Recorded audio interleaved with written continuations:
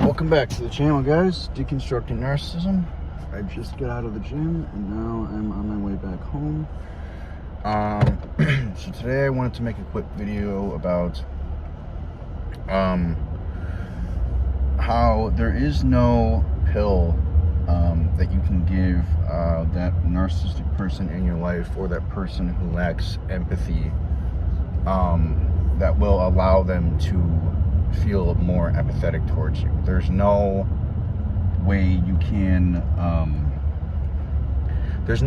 be nice. That there's no amount of kindness or treatment you can give he or she or that person in your life, that toxic person, in order for them to see you in a different light or be kinder to you.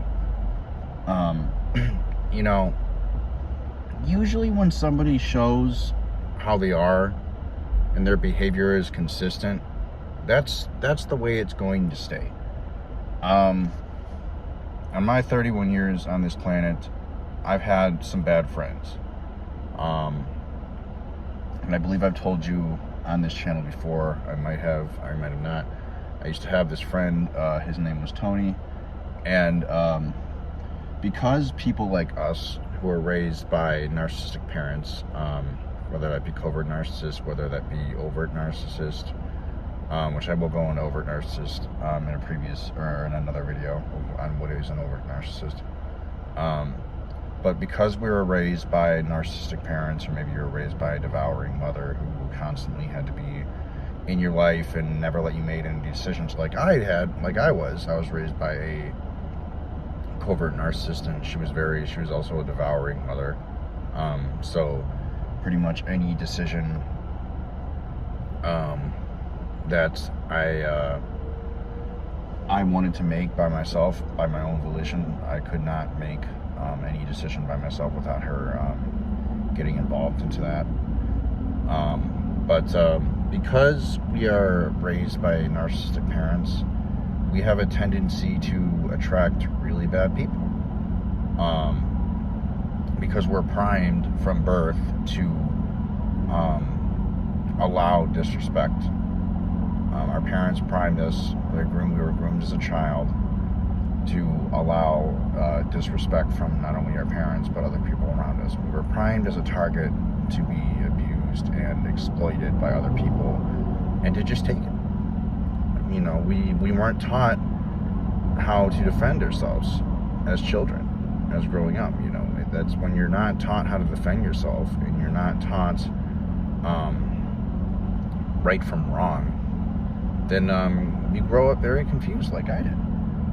So I attracted friends, people who, in my life who did drugs. I had this other friend who I don't know why I considered him a friend. I had this other friend, but anyway, I'm gonna go now. I had this friend named Kevin, and Kevin was a real asshole in high school. Whenever the teacher left, he'd try to beat the shit out of me, and I was a small 90-pound kid, and I could not defend myself. And his friends were in that class too, and they would root him on. They'd be like, "Oh, go Kevin," blah blah blah, this and that, and they'd try to beat the shit out of me. And teacher caught him a couple times, but it didn't really matter. A lot of the teachers they were not good teachers, I'm gonna be honest. They would, even after catching them do that, they would leave the room alone with me unattended, with, other bullies. I had this other kid named Xavier. I don't know why I consider him a friend, but yeah, he was a fucking strong kid for his age, and there was and the teachers, again, were just so clueless. I don't know why I considered him a friend, but I let him push me around. There would be times where I'd be in the class and the teacher would be have their back turned talking to somebody else, and he would come up behind me and put his arm around my neck and choke me out. And the teacher caught him doing this and didn't do anything, didn't send him to the principal's office, nothing happened. She'd be like, "Oh, stop doing that, stop doing that." So these are the kinds of things that happen to people like us, people who were not not properly raised, people who had narcissistic parents who were groomed and set up to fail and be exploited and abused. Another example I'll give you, I had this friend named Tony. Thank God he's out of my life now. I had this friend named Tony since, I want to say, 06. I met him in 2006. I knew him for, gosh, I kicked him out of my life a couple years ago, so I knew him for like 16, 17 years, but I've known who he is for almost 20 now. But he had been in my life for 16, 17 years. And, the dude is just a fucking asshole. I mean, there were, going back to what I was talking about with the sweet mean cycle, how, the narcissistic person or that toxic person in your life is sweet to you, they give you gifts and things like that. They what do they do? They butter you up and they make you feel good, and then a day or two later, they're back to treating you like shit. And that was how it was with Tony, my friend. He'd be nice to me. He owned part of a bowling alley with his dad.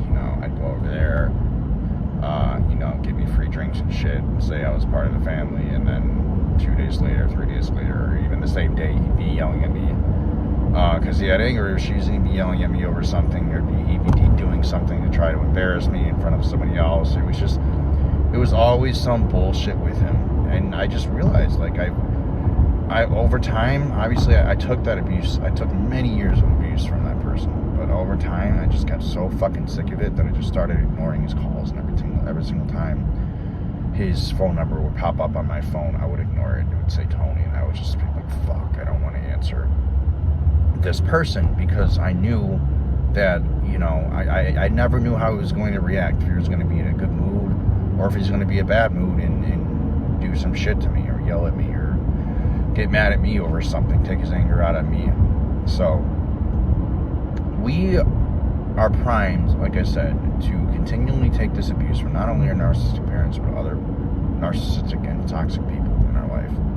And the only thing we can do is stand up for ourselves and have a backbone and learn that this behavior is not okay, and surround ourselves with people who are of, love and light, and whom we know are going to treat us right. We cannot be continually surrounding ourselves with toxic people and expect, us to get better and develop a backbone. It doesn't work like that. We have to meet people who are on our same energy or on our same level, who treat us well, who, how can I say this? Who treat us well, who are nice to us, who treat us like a human being should be treated. And it's only then and when you cut these toxic people out of your life and surround yourself with good, loving people, like I've been doing. I've been very fortunate to have really good coworkers, for example, who we haven't hung out yet outside of work. Definitely like to, but I'm very fortunate to have found a lot of caring and loving, kind coworkers. It was actually recently my birthday. Not that I'm asking for any late birthday wishes or anything, but I'm explaining a story. It was recently my birthday, and my coworkers I told them about it a while ago because they asked, and they threw this big surprise like 2 days later, and it was just like, it was really great. I loved it a lot. It was just like, it was the coolest thing ever. Like, something that big had never happened to me. So my point is, you have to cut these people out of your life. You have to realize, number one, you have to, surround yourself with better people who treat you better. And, it's very hard to do when you don't know how you're supposed to be treated. I get it. Like, when you've been around so many toxic people and you don't, you feel like you've forgotten how, or maybe you've never been treated well. Maybe you've just never known what it's like to be treated well. But it's very hard, I understand. But you have to figure out a way to surround yourself with positive people, and meet people who will treat you like a human being and treat you like a friend, and who will want to grow with you and inspire you to become better people. So that's step one. I should say that's not step one. Cutting the toxic people out of your life is step one. Step two is surrounding yourself with positive people of light who will bring joy and laughter and a sense of self-worth as a human being and how you should be treated by other people. So those are the two things you need to do, and only then will you realize. And I truly believe this, because only now am I just realizing, after I cut the toxic people out of my life, after I've been surrounded with nicer, kinder people who treat me like a human being, it's only then when you realize that, you need to start treating yourself better as well. Once you get those toxic people out of your life, once you get, better friends and form better relationships, have people who treat you how you should be treated, you'll look inward. Because most of us have low self-esteem due to being raised by narcissistic parents. But once you do all that, once you have that, you look inward. You'll start treating yourself better. You'll start realizing that, like, hey, like this is how I deserve to be treated. This is how most people, normal people, deserve to be treated. Like this is what most people don't surround themselves. You're gonna realize most people don't surround themselves with people like this, with toxic, negative people. Most people have normal, loving families. Most people have normal, loving relationships. And you're going to realize, it's going to hurt at first. You're going to realize how much you've lost, how much life has been taken from you by your narcissistic parents, and also other toxic people. But you're going to feel a sense of, or at least a little more, a sense of peace now that you don't have to deal with any of these toxic people. Now that you have people you're surrounded by who emit love and light and bring you joy and happiness and make you feel wanted as a person. So that's pretty much all I have to say for this video. Thank you so much to all my subscribers. This channel is growing, and I'm loving it. You guys are awesome. Thank you for all my subscribers that are subscribed to my channel, that follow me, that comment down below. Thank you so much. All of you are just fantastic. Please, if you guys have any other comments or video suggestions, video suggestions you want me to do, please feel free to put them down in the comments. And until next time, guys, stay safe out there. This has been Deconstructing Narcissism, and I'll talk to you guys in the next video.